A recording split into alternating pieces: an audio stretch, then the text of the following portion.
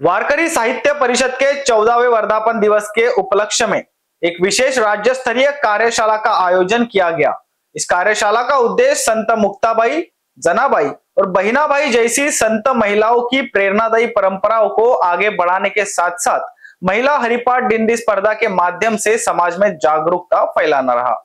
ये कार्यक्रम सामाजिक न्याय विभाग के संयुक्त तत्वावधान में आयोजित किया गया था। इस अवसर पर राज्य भर से वारकरी साहित्य परिषद के पदाधिकारी और कार्यकर्ता बड़ी संख्या में उपस्थित थे।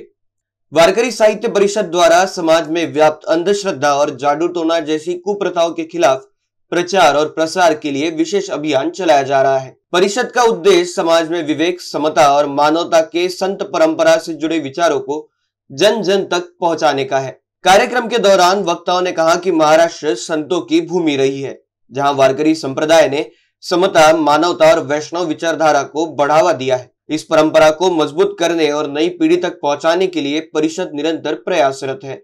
सामाजिक न्याय विभाग की सहायता से परिषद वर्ष भर अंधश्रद्धा निर्मूलन अभियान चलाती रहती है।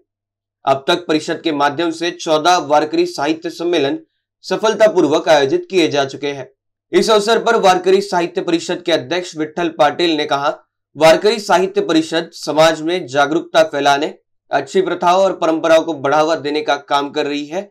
हमारा उद्देश्य है कि समाज में विवेकपूर्ण विचार और संत परंपरा की शिक्षाएं जनमानस तक पहुंचाई जाए।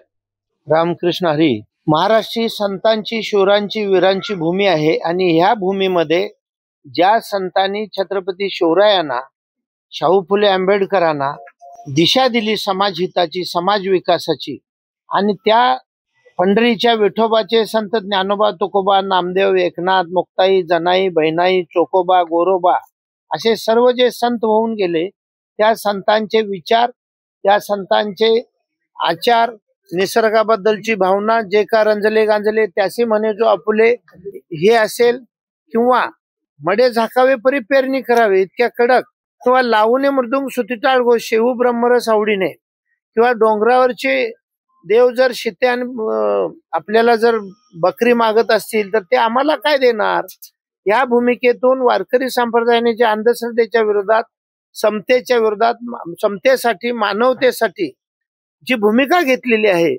किंवा सगळ्याशे ते अधिकार आहे, विष्णुमय जग वैष्णवांचा धर्म, भेदाभेद भ्रममंगळ आहे, अशा ह्या वारकरी संप्रदायाच्या विचाराला समाजाच्या शेवटच्या घटकापर्यंत आणि जगाच्या सर्व कानाकोपऱ्यापर्यंत त्यांना समजेल अशा भाषेत जाण्यासाठी ज्या पद्धतीने 700 श्लोकाची गीता ज्ञानेश्वर माऊलींनी माझा मराठीचा बोलू कौतुके परी अमृता तेही पैसा जिंके अशा अक्षरे रसिके मिळवून या भूमिकेतून सामान्य माणसांना दिशा दिलेली आहे।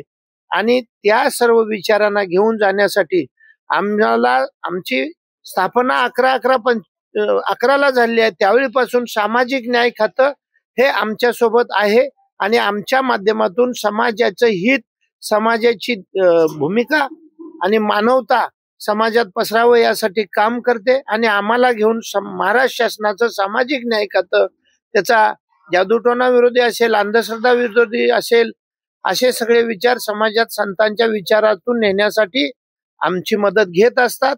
आज आम्ही महाराष्ट्रात 14 संत साहित्य संमेलन झाली।